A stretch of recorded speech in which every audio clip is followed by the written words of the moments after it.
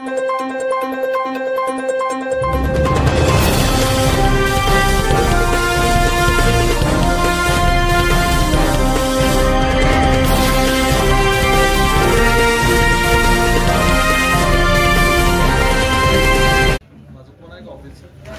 प्रश्न प्रवेशाचा कार्यक्रमाचा कार्यक्रम हा फक्त तालुका लेवल होणार नाही, जिल्हा लेवलला मोठ्या प्रमाणात असं प्रचंड असं आम्ही तुम्हाला त्यावेळेला दाखवू.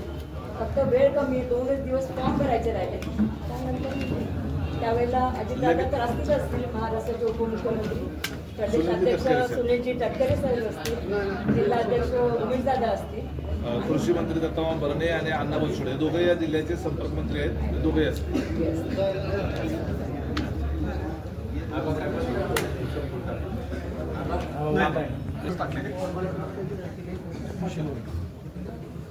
याचे जेवढे आहेत तेवढे टाकले ना.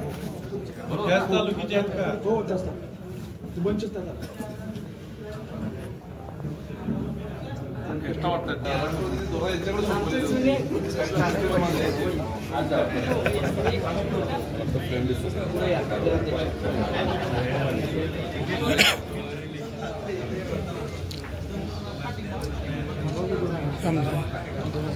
एक मिनिट इकडे बघा,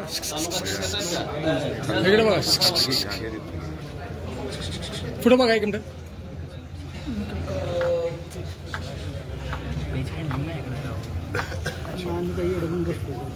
सोडा.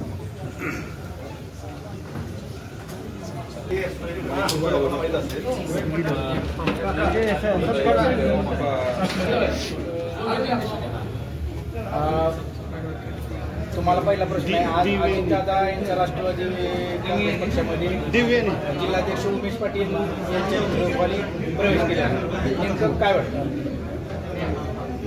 नेमकं काय वाटलं म्हणजे आम्ही अजितदादांची भेट घेतली, ते आमचे काही प्रश्न होते, पण त्यावेळेला आमची एक सविस्तर चर्चा झाली आणि त्यामध्ये अजितदादांचा व्ह्यू आम्हाला समजलं आणि आमचा जे व्ह्यू होता ते त्यांना समजलं की आम्हाला आमचं उद्दिष्ट एक की आमच्या कार्यकर्त्यांना न्याय मिळावा.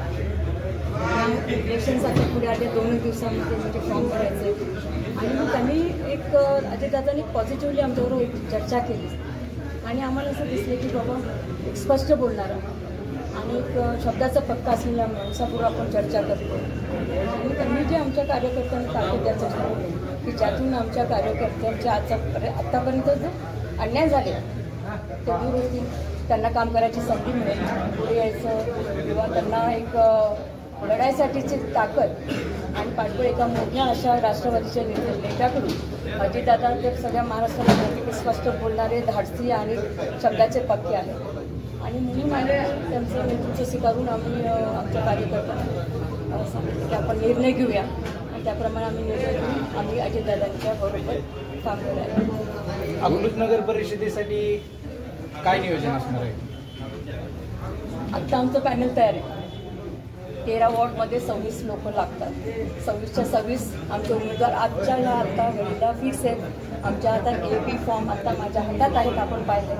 त्यामुळे आता फक्त उद्या टाकायचे कसं होणार एवढं बघणार. वहिनी साहेब, आपलं काय म्हणजे विकासाची कशी दृष्टिकोन असणार आहे अकलूज नगर परिषदेसाठी?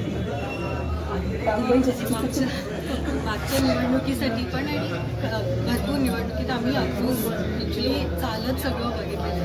सो कुठल्या वॉर्डमध्ये काय अडचण आहे, कुठल्या लोकांची काय अडचण आहे हे आपल्या सगळ्या कार्यकर्त्यांना सुद्धा आपल्या आणि मला पण आता माहीत आहे. सो त्या दृष्टिकोनाने विकासाचं बेसिकली काम आणि लोकांच्या हिताचं त्यांना जी गरज आहे त्याच्यावर आमचं काय गरज असेल लोकांना.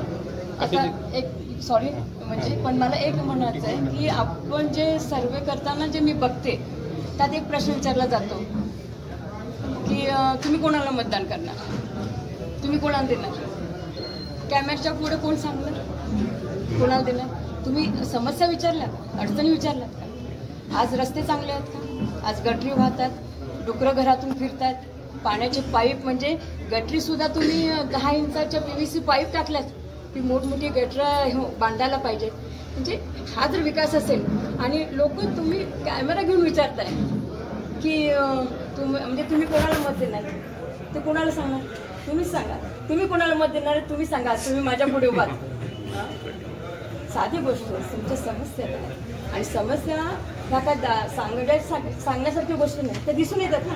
माझा खड्ड्यात पाय जातोय, पाणी मला 8 दिवस मिळत नाही, गढूळ पाणी येते, डोकरं माझ्या घरामध्ये शिरतायत, ह्याच्यापेक्षा गल्ली बोळातून लाईट नाहीये आणि तरी आपण म्हणायचं की विकास झाला असं नाही. एक छोटे साहेब होते तर सुरुवातीच्या काळात 40 वर्ष अतिशय चांगलं अप्रूव्ह होतं, मोठा 1 नंबरला होता. त्यानंतर अलीकडच्या काळात एक शेवटचा प्रश्न, तत्कालीन ग्रामपंचायत असताना वहिनी साहेब ह्या बिनविरोध निवडून आले होते, तर आता उत्सुकता आहे राष्ट्रवादी काँग्रेस अजितदादा गटाला सुद्धा आणि आपल्या नगर परिषदेतील तमाम जनतेला वहिनी साहेबांची उमेदवारी ही कुठल्या प्रभागात होणार?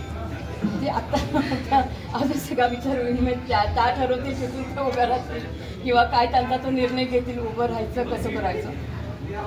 26 लोक आमची आज उभी आहेत, कुठे कोणाला बसवत बघ.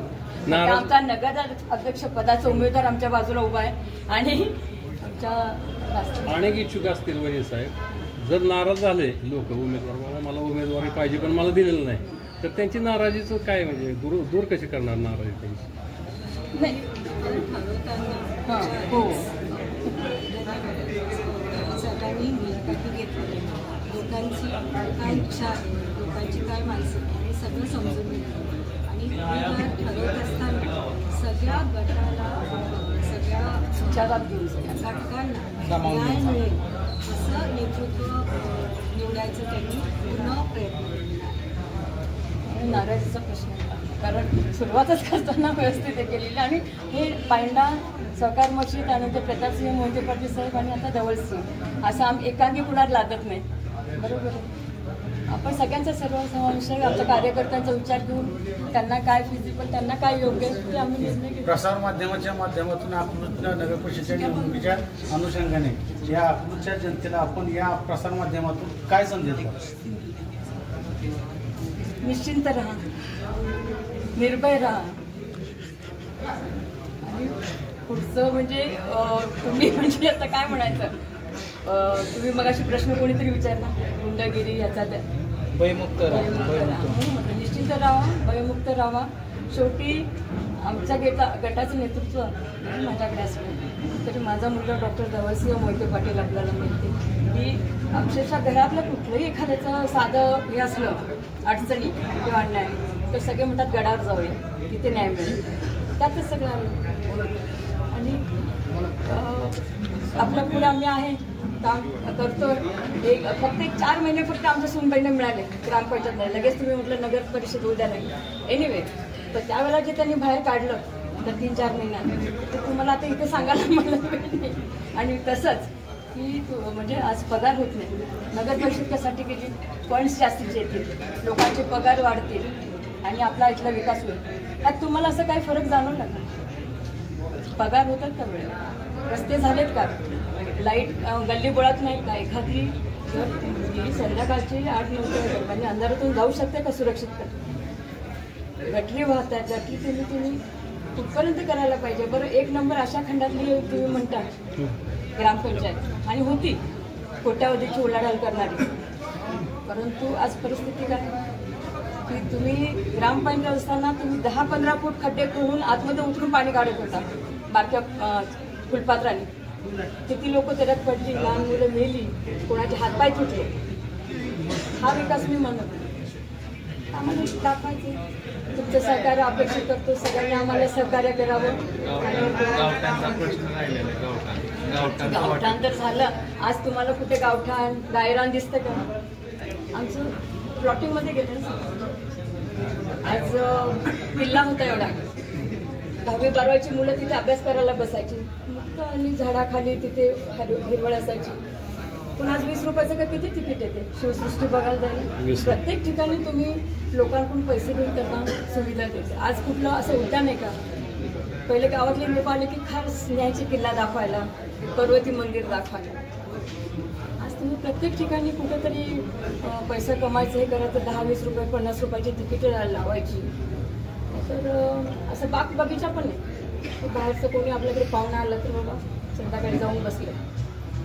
गायरा नाही का कुठे? गावठा नाही का? गेलो कुठे? त्याला तर काय पाय नाही.